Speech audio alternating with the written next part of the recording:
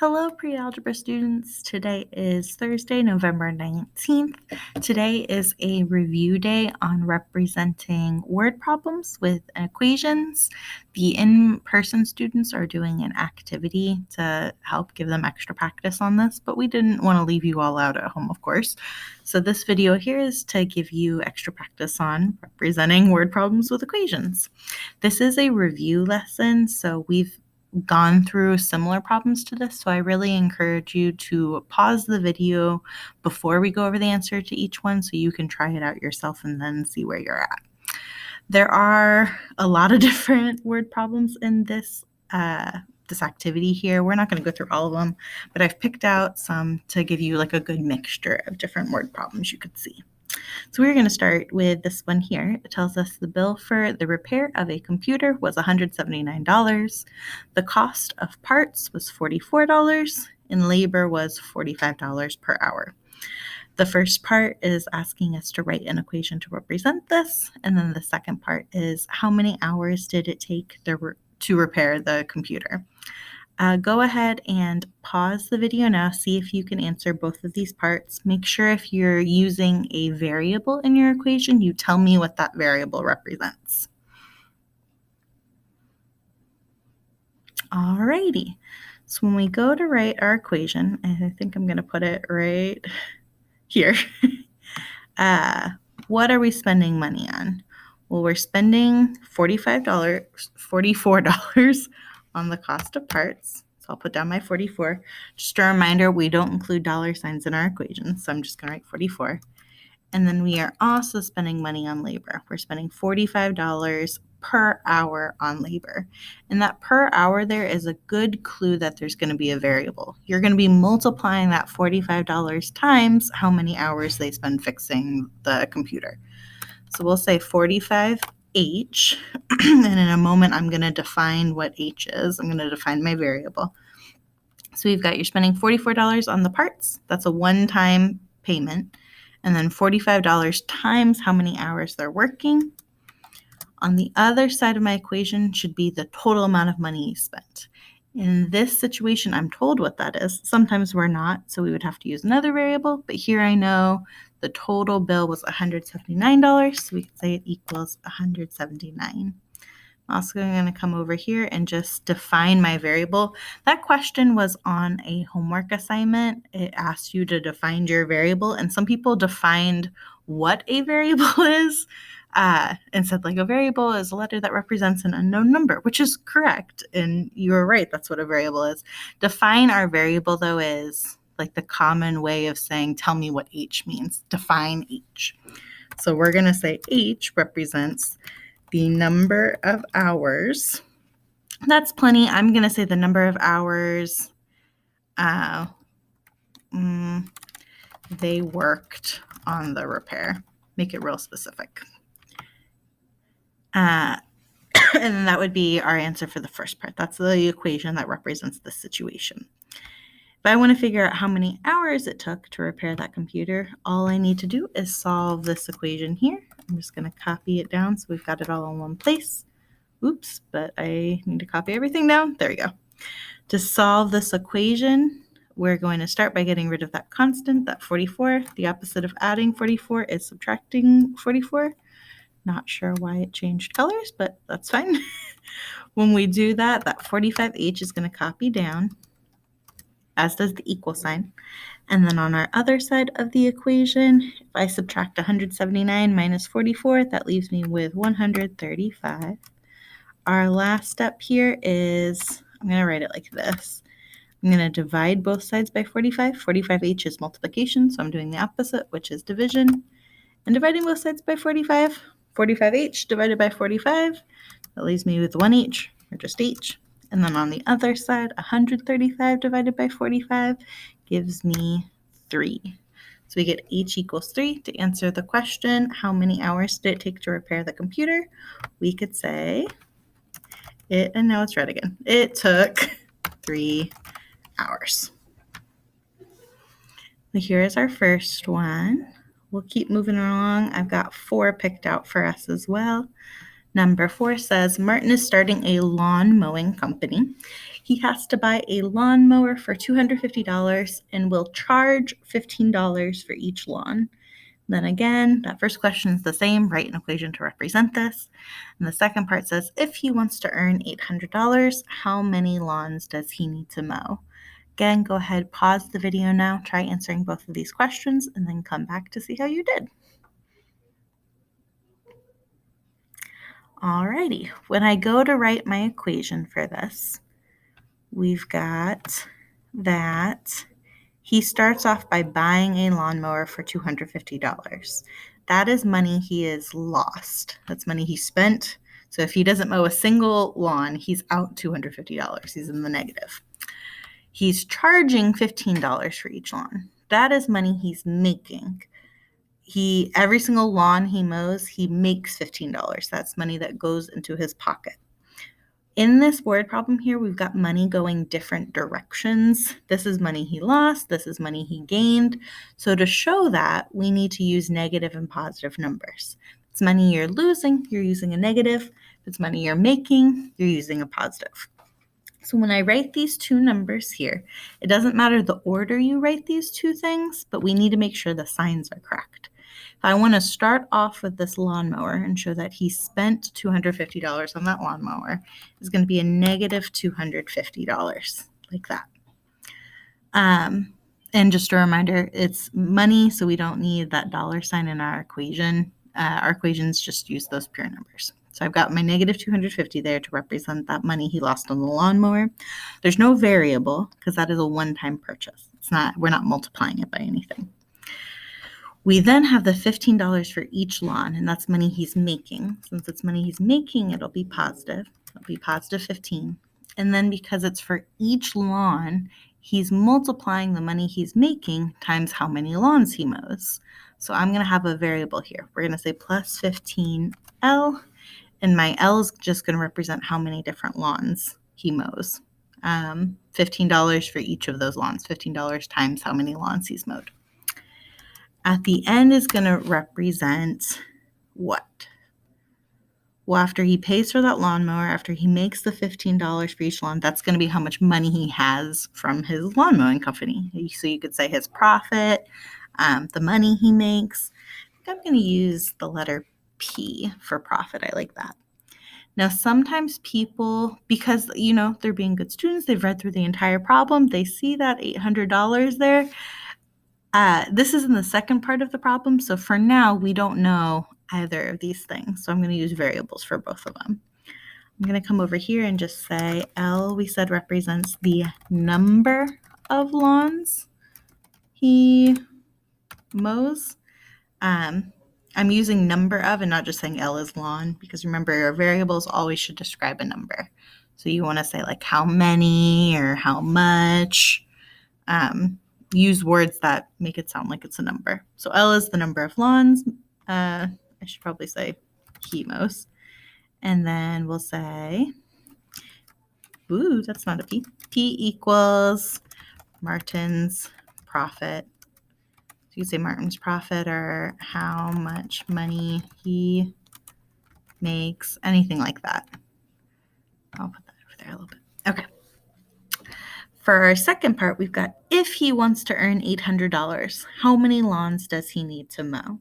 So if he wants to walk away with $800 in his pocket, how many lawns is he going to have to go out and mow with his company?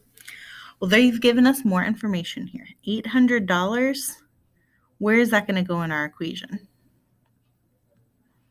Well, $800 is what he wants his profit to be. $800 is going to be our P. So I'm going to take our same equation and say negative 250 plus 15L, but instead of saying equals P, I'll say equals 800. And this is the equation we want to solve to figure out L, which is going to be how many lawns he has to mow. I'm going to start off with that negative 250. Because that 250 is negative, we're doing the opposite. We're adding 250. Sometimes students get confused by that plus sign there. That plus sign is with the 15L. So we are adding 250 on both sides. When we do that, the negative 250 plus 250 cancels out. It gives us 0. So all we're left with is 15L. And then on our other side, 1,050. What that's saying right there is for him to walk away with $800, he really has to make more than $800, right? Because he's starting off with a loss of money. For him to walk away with $800, he has to first make up that $250 he lost and then make the $800. So really, this is how much total money he needs to make. After we have added the 250 on both sides, we want to come in and divide by 15 on both sides. And when we do that, we get L equals, I think from memory, this is 70, but I'm about to check. It is 70. So we get L equals 70. So to answer this question, how many lawns does he need to mow? We're going to say he needs to mow 70 lawns. That is, there we go, lawns, which is a lot of mowing. There's one other thing I want to say before we leave this problem, and that has to do with writing this equation. I said earlier it doesn't matter the order you put these numbers, so your equation at home might not have looked like this. What's another option for how we write this equation? Well, you could flip these two around. So you could say 15L, that's the money he's making, but we have to take 250 out because that's the money he spent on the lawnmower, and then that equals his profit. So if you had this, these two equations here are the same equations. And then when you solve this equation, notice you would start with the same thing. You would start with that minus 250, just like we did right here. Okay. Continuing on, we can come down here to number 5. Number 5, we've got Hannah goes to the store to buy some new shirts. She has $60 to spend. Each shirt costs $12, and she has a coupon for $15 off her order. Again, we're going to write an equation for this, and then we're going to answer the question, what's the most shirts she can buy? All right, so to start our equation, she's got a total of $60. She's spending $12 on each shirt, and she also has a coupon for $15 off her order. When I go to represent this, that $60 she has to spend, that's our total. It's going to either say equals 60 at the end, or you could start off with 60 equals at the beginning, but this is our total. Where she's spending money is this each shirt costs $12. So I could start my equation off by saying she's spending $12 on each of those shirts. We're going to multiply that cost by how many shirts she buys. Did I say sell? She buys. She also has a coupon for $15 off your order. When you have a coupon, what does that mean about that $15? Well, it's money off your order. You're taking it away from what you're spending. So she's spending $12 on each shirt.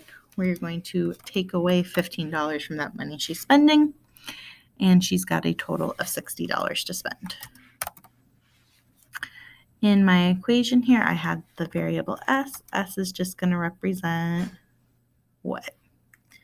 The reason why we can't just say shirts is because what do you not know about shirts? Do you not know the cost? Do you not know how many? What's the unknown? Well, we know the cost. What we don't know is how many shirts she buys. So that would be our variable. When we go to write our equation to answer the question, what's the most shirts she can buy? All we have to do is solve this equation. Now, the reason it's worded the most shirts she can buy, because obviously if she's got $60 to spend, she could go into the store and just buy one shirt. She could go into the store and just buy 3 shirts. We're looking for like the maximum number of shirts she can buy. So we've got our equation here. When we go to solve that equation, I think I'll put it over here. 12s minus 15 equals 60. The first thing I'll do is I'm going to add 15 on both sides. That leaves me with 12s equals 75. I want to pause here real quick. When people see that idea of a coupon for $15 off your order, some people think addition. And the reasoning I've heard is because when you have a coupon, it's like free money, right? If you have a coupon for $15 off your order, that means you've got an extra $15 you can spend. So sometimes people want to say plus 15 here. If you're thinking of it that way, this is where that addition comes in. If you're thinking $15, that's an extra $15 we can spend. we are adding it to the money she already has to spend. She's got $60 already, and we're taking that $15 away from what she's spending, which means we're adding it to the money she can spend. So if she's buying if she's spending $12 on each shirt, she really has a total of $75 she can spend because she's got the $15 off. So if you're at home wondering like why it's not addition, when you start to solve, you can see that's where the addition comes in. Our last step here is to get our variable all by itself. So I'm going to come in and divide both sides by 12. Now this problem is unique because when I go to divide by 12, what's going to happen? Well, 75 divided by 12 is not a whole number. 12 does not go into 75 evenly. When you divide it, you end up getting 6.25. Now let's talk about that. What is the question asking? That question is asking, what's the most shirts she can buy? Can you buy 6.25 shirts? The answer is no. You can't go into a store and buy like a sleeve of a shirt, right? This needs to be a whole number. So in this problem here, we need to round our answer. And what I mean by round is we need to figure out what a whole number is for this problem. Now, if you were just looking at this number here, there are rules for rounding, right? You look at what the number is in the decimal. If it's above 0.5, you round up. If it's below 0.5, you round down. A lot of students are familiar with those rules. Because it's a word problem, we need to see what makes sense in this word problem. If we go down to 6 shirts, that means she's spending less money, and she's got $60 to spend. If we round up to 7 shirts, that means she's spending more money, and she's got that $60 to spend. In this problem, which way would we want to round? We want to round down to 6. And the reason for that is she can't spend more money than what she has. Our final answer is going to be 6 shirts. Ooh. If I asked you to show me why the answer is 6 shirts, what could you do? Well, you could figure out how much 6 shirts cost. You've got 6 shirts times the $12 for each shirt. That gives you a total of $72. But remember, she's got that coupon for $15 off. So when you take $15 off, that gives you a total of $57. She's got $60 to spend, so that works out. If we tried going up to 7 shirts, my arrow changed. 7 shirts times the $12 each gives you $84 minus that coupon for $15. That is going to leave you with $69, which is more money than what she can spend. When it comes to rounding, even if this had been 6.9, in this situation, we would have to round down. And I encourage you to do this check here with these rounding problems, especially just to make sure your answer makes sense. So to practice this idea of rounding a little bit, I've got one more similar to that. For number 6, we've got Bucola decides to sell cakes to make extra money. She spends $45 on all the supplies and decides to sell each cake for $11. Pause the video and try this one now. All right, this one is similar. I at least think it's similar to the one about Martin mowing lawns. We've got that upfront amount she loses. So she's starting off by losing $45. I'll put it up here. But then she's making $11 for each cake she sells. We'll say that equals her profit. C is going to equal the number of cakes she sells. And P is going to represent her profit or the money she makes. When we come down to the second part, how many cakes does she need to sell? We've still got our negative 45 plus 11C. But if she wants to make a profit of $100, I'll put 100 for our profit. I'll substitute. When we do that, we can come in, add 45 on both sides. That leaves us with 11C equals 145. And then our last step, when we divide both sides by 11, that leaves us with C equals 140 divided by 11, which gives you 13.18. The decimal keeps going on and on. Similar to that last problem now. We've got how many cakes does she need to sell? You cannot buy 13.18 cakes. So we need to, just like that last one, figure out which way we want to round our answer. If you hadn't gotten to this point on your initial try, go ahead, pause the video here, see if you can figure out which way we want to go. All right. This problem is different because now instead of spending money, we're talking about her making money. If we go down, less cakes, she sells less cakes, that means she's making less money. If we round up, that means she's selling more cakes, that means she's making more money. I think we all can agree we are never upset about making more money or making extra money. In this case here, she wants to round up and say she needs to sell at least 14 cakes. Or more, obviously. If you sold more, you could get to the 100. But 14 cakes would be our answer. We wanted to do this math to check. If you sell 14 cakes at $11 each, that is going to give you 14 times 11, 154. So $154. But remember, she's spending that $45. Spending $45 initially on the supplies. That means after she accounts for that money she lost at the beginning, she's walking away with $109, which does in fact meet her goal.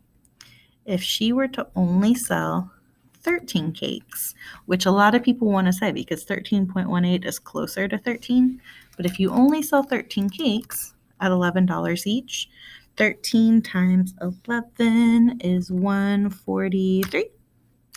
And then when we subtract that $45 on the supplies, that means she is walking away with $98, which does not meet her goal. So again, this is just the checking. When it comes to deciding which way you want to round, you really just want to focus in on what it's saying. If it's in general talking about like making money, we're always okay with making extra money. So like this problem here, we round it up. When it comes to spending money, you can never spend more money than you have. So that would be rounding down, at least in these problems when it comes to money. We are going to continue right along. I'm going to try number 7. It says there is an advertisement for Firestone that says 4 tires cost $480. You replaced a tire recently, so you only want to buy 3. Write an equation for this. Alrighty, so when we go to write our equation, let me see, maybe I don't want this. We've got a ratio here. 4 tires cost $480. I'm trying to find out the cost for 3. We're comparing 2 ratios. 4 tires, $48. 3 tires, how many dollars? So this means when I go to write my equation is going to be a proportion. When I write my proportion, I'll start off with this first ratio. 4 tires cost $480. Haha, it did make it a fraction. Notice for this first ratio when I wrote it, I had tires on top, cost on the bottom. So what we're trying to figure out is 3 tires cost how much money. So when I go to write my second ratio, 3 tires will be on top. The cost is my unknown, so I could use C for the cost of this. I'm setting them equal to each other because the tires are going to be the same cost, no matter if I buy 4, 3, 100, however many. I'm going to define my variable real quick too. C is going to represent the cost of 3 tires. So how much would it cost to replace 3 tires? In order to solve this proportion, what do we need to do? We're going to do some cross multiplying. When I cross multiply, 4 times C gives me 4C on one side. And then on my other side, I want to do 480 times 3 because I'm cross multiplying these two. 480 times 3 gives you 1440. Our last step there would be to come in and divide both sides by 4. And when I do that, I get C equals 1440 divided by 4, which is 360. So how much would it cost to replace 3 tires? It costs $360. Now, there are other ways to figure out the cost of 3 tires. 4 tires cost $480. You could always come in here and do the $480 divided by the 4 tires. If you do that, that's going to give you the cost of 1 tire. So 480 divided by 4 equals $120 per tire. You could then use that to help you with this one here. And if that's the way you're thinking, that's awesome. That's going to get you to the same answer we got here. What I want to make sure you know how to do too is this step here. A lot of algebra and future math classes focus really in on this ability to represent situations with math. And so being able to get this proportion in this case is also really important. We are going to scroll right on down to, I think I want to do this one for our last one. Number 13 says Iris and Maria are saving money. Iris has $50 already and saves $10 each week. Maria doesn't start with anything but saves $20 each week. And the question is, after how many weeks will they have the same amount of money saved? Write an equation to represent this and solve.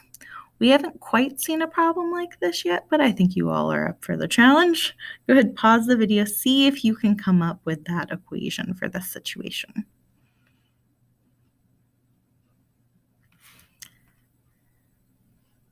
All right. In this problem here, what are we trying to do?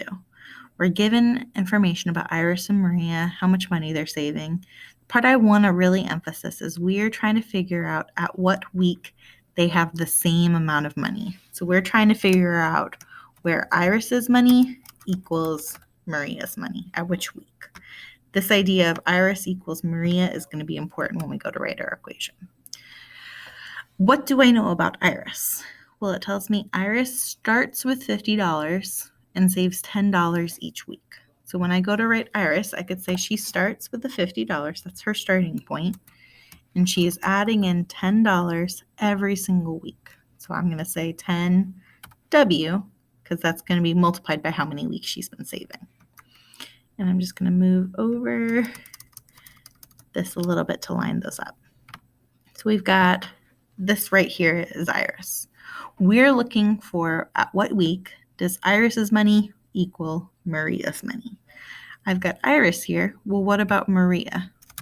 How much does Maria save? It says Maria doesn't start with anything. So that means she's starting at 0, but she saves $20 each week. If you want to put that 0 there for she's not saving, she didn't start with anything, you can. But the main thing we need is this $20 each week. Maria is saving $20 each week. So I'll represent that with 20W.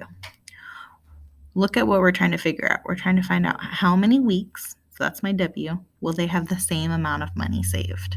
This is Iris's money. This is Maria's money. We've set them equal to each other because that's going to show me where their money is equal. If you did not get to this part here, it's okay. I think it's a challenging equation to come up with, but I will say if you did not get to this part here, go ahead, pause the video now and see if you can finish up this question. So we've already written the equation to represent this. Now to figure out how many weeks, we can go ahead and solve this equation. I'm going to copy it down here. It's 20W. In order to solve this, notice this is one of those equations that have variables on both sides of that equal sign. So in order to solve, I need to get rid of one of them. I'm going to cancel my 10W on both sides because that way I'll have a number on one side of my equation and a variable on the other side. My last step to get W all by itself, I need to divide both sides by 10. When I do that, it leaves me with 5 equals W. I'm sorry if that's a little hard to see. 5 equals W, which means after how many weeks they have the same amount of money? We can say after 5 weeks.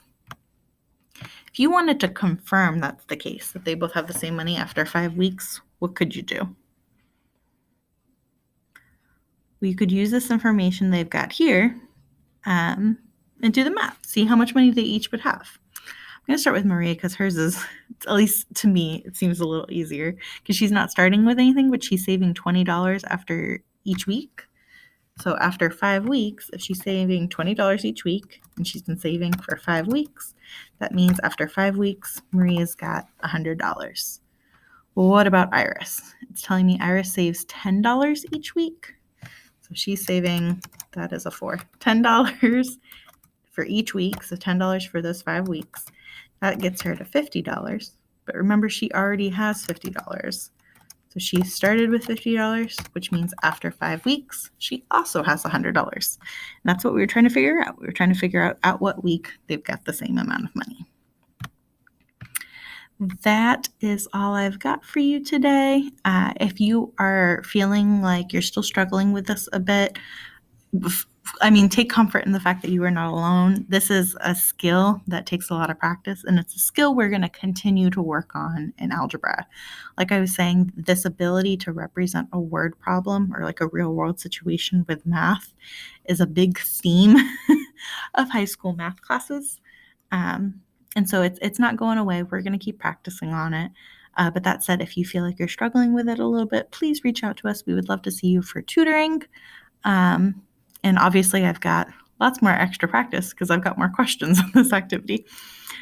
So just all you have to do is ask, and we can give you some extra support. But that is all I've got for today. Thanks so much for watching. Have a wonderful weekend, and I'll see y'all later. Bye.